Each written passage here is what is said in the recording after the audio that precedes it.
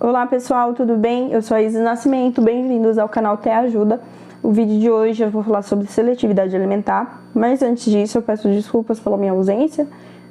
Eu tenho depressão, então para mim é um pouquinho difícil ainda me habituar com essa rotina de gravar vídeos, conversar com vocês. Eu ainda estou me adaptando, tentando, me esforçando também, porque faz parte da minha meta com a minha terapeuta.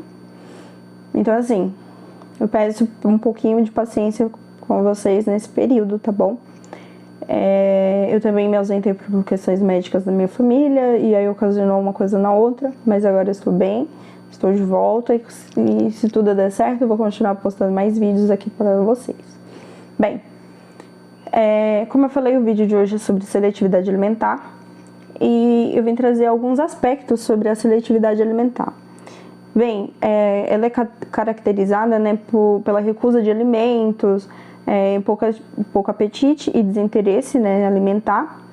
Ele é típico, é um comportamento típico na fase pré-escolar, na primeira infância dos seus 2, 3 anos e em diante, mas também quando é presente em ambientes familiares desfavoráveis, que podem acentuar, ou seja, piorar ainda mais a situação dessa criança que já tem a seletividade alimentar. Quando a pessoa não é neurotípica, ela vai acabar ali por volta da fase da adolescência, mas se ela for uma pessoa com um transtorno, por exemplo, do neurodesenvolvimento ou autismo, às vezes um TDAH também pode ocasionar, ela vai ter a seletividade alimentar pelo resto da sua vida, tá bom? Bem, a seletividade alimentar, ela ocorre, como eu falei, na infância. A criança ela passa a ter uma dieta muito restritiva, chega a ser até, às vezes, muito limitada. Ela falta de interesses, ela sempre tem que comer determinado alimento, determinada marca e por aí vai. E pode ser também causadas por questões fisiológicas ou comportamentais, né? A recusa, né, de experimentar os alimentos diferentes pode vir acompanhada também de uma irritabilidade e de uma agitação durante a refeição e também uma perda de apetite. Eu vou dar um exemplo, assim, meu pessoal, para vocês entenderem. Eu, por exemplo, por muito tempo não fiz a ingestão de água, agora na fase adulta, tá, gente? Então eu acho que eu fiquei um período de quase 1 ano sem tomar água, em hipótese nenhuma eu tomava água. Eu tinha que sempre tomar refrigerantes, sucos, e se não tivesse, eu ficava por um bom tempo sem fazer essa ingestão. Não tomava, simplesmente. Hoje, eu já quebrei essa barreira através de toda uma análise, toda uma terapia, tá, por trás disso, toda uma intervenção. Hoje eu faço a ingestão de água, mas, por exemplo, eu não tomo água na temperatura ambiente. A água, para mim fazer a ingestão, eu tenho que tomá-la numa temperatura muito baixa, ou seja, uma água gelada, água com gelo, coisas assim. Não tomo água com gás, eu acho horrível, não sei explicar, mas é basicamente isso, tá bom? Então, só para vocês terem uma noção. Lógico que a minha seletividade alimentar, ela vai muito além só da ingestão de água, tá? Só tô dando um pequeno exemplo para vocês entenderem como funciona a seletividade alimentar no cérebro de uma pessoa autista. Eu, por exemplo, não faço a ingestão de, por exemplo, água de coco, mingau, vários tipos de alimentos assim pastosos e por aí vai.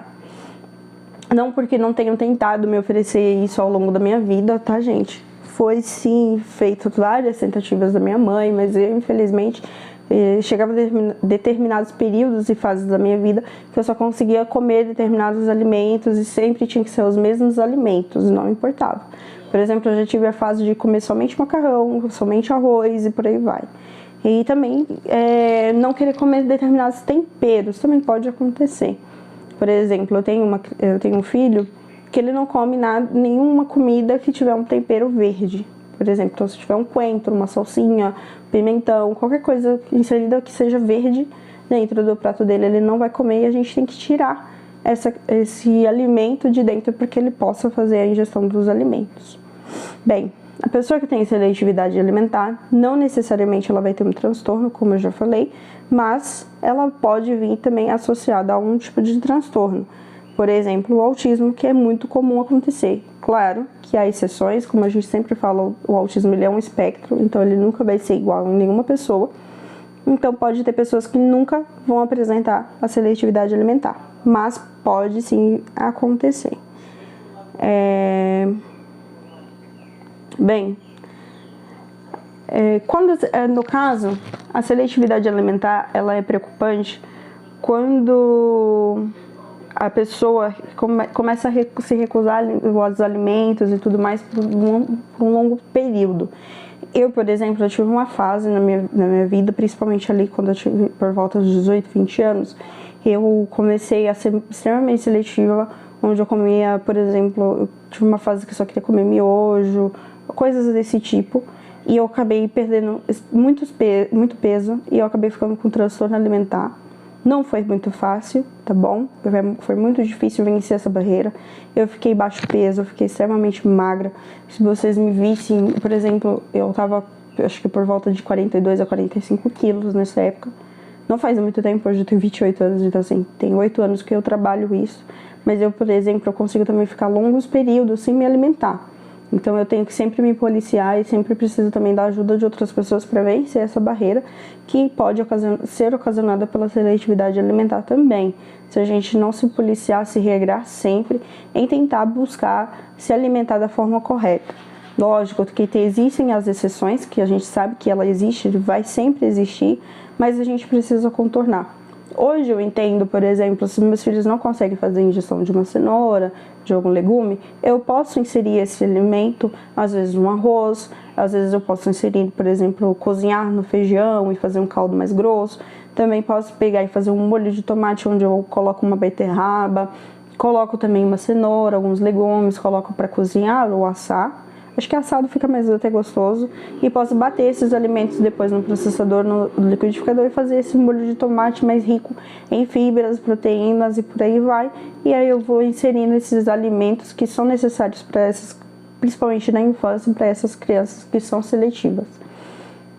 Claro que a gente sabe a dificuldade que existe, e por isso é sempre importante a gente procurar o profissional adequado para ajudar. Nesse caso, o profissional adequado para ajudar na seletividade alimentar é o fonoaudiólogo, porque ele vai ajudar toda nessa questão da deglutição, mastigação, do alimento e vai nos auxiliando, principalmente nós pais, né? Que ficamos sempre preocupados com a ingestão dos alimentos dos nossos filhos, que acabam muitas vezes sendo dificultosas, principalmente na fase da infância. Então a gente é sempre importante procurar um profissional, um médico pediatra, e o médico pediatra vai indicar um profissional adequado para isso. Geralmente é o fonoaudiólogo, mas, por exemplo, no meu caso, o que me ajudou foi a passar com um terapeuta ocupacional, porque eu também sou adulta, né, gente? Então, assim, existiam algumas coisas que eu precisei fazer alguns ajustes, e hoje, por exemplo, eu amo comer brócolis, eu não comia determinados tipos de carnes, hoje eu consigo fazer a ingestão tranquilamente. Hoje também eu consegui fazer a diminuição de vários tipos de alimentos que não são benéficos à minha saúde. E hoje eu até me alimento bem, sabe? De forma correta, assim eu posso dizer. Por exemplo, eu consegui, como eu falei, fazer a correção de não tomar de não tomar mais refrigerantes como eu tomava. Tinha dias que eu tomava refrigerantes quase 2 litros por dia ou até mais. E hoje eu consigo já fazer a ingestão da água, tirei esses alimentos que fazem extremamente mal para nossa saúde. Bem, então assim, o que eu deixo de dica é sempre conversar com os profissionais que estão fazendo acompanhamento dos seus filhos. Se vocês não tiverem profissionais, porque eu sei que as condições financeiras do nosso país é muito difícil você não ter convênio médico, mas hoje em dia também existem muitos livros, muitas cartilhas que tem no Google, que é super fácil, super didática de você trabalhar. Por que eu falo isso? Porque se a seletividade alimentar a gente não trabalhar ela logo de cara, para tentar vencer essas barreiras, a gente, como eu falei no começo do vídeo, a pessoa ela vai ter na perda de apetite.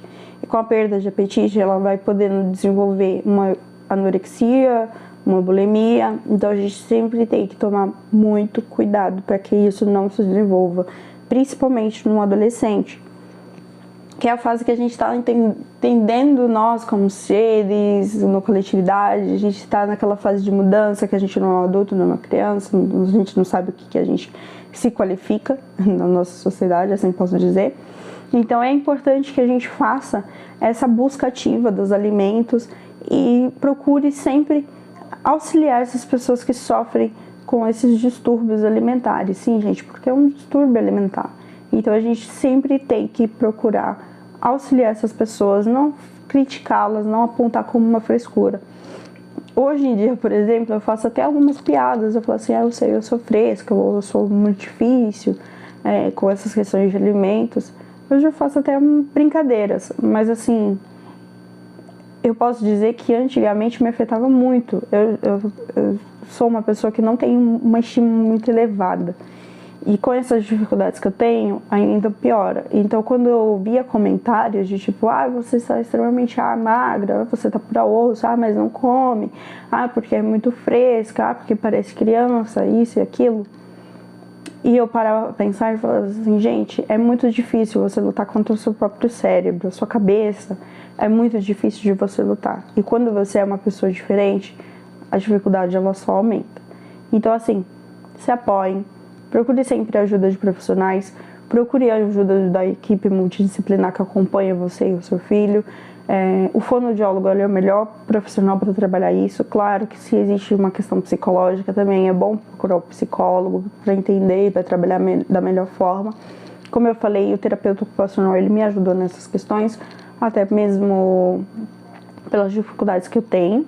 Então foi trabalhado, foi buscar da melhor maneira de eu conseguir fazer a ingestão de certos alimentos que iriam me ajudar, ser benéficos. Então, por exemplo, eu entendi que determinadas temperaturas, às vezes eu consigo ingerir aquele alimento numa determinada temperatura e em outra não. Então foi me ajudando muito. Bem, pessoal, esse é o vídeo de hoje. Eu espero que não fique muito longo. E se vocês quiserem saber mais sobre a seletividade alimentar, posso trazer outros aspectos, outras vivências sobre a seletividade, tá bom? Bem, no próximo vídeo eu vou falar sobre um assunto um tanto polêmico, um tabu, na verdade, na nossa sociedade. Mas eu acho importante falar que eu tava vendo o vídeo da Raquel, que ela é uma autista com altas habilidades, ela estuda medicina e eu sou muito fã dela.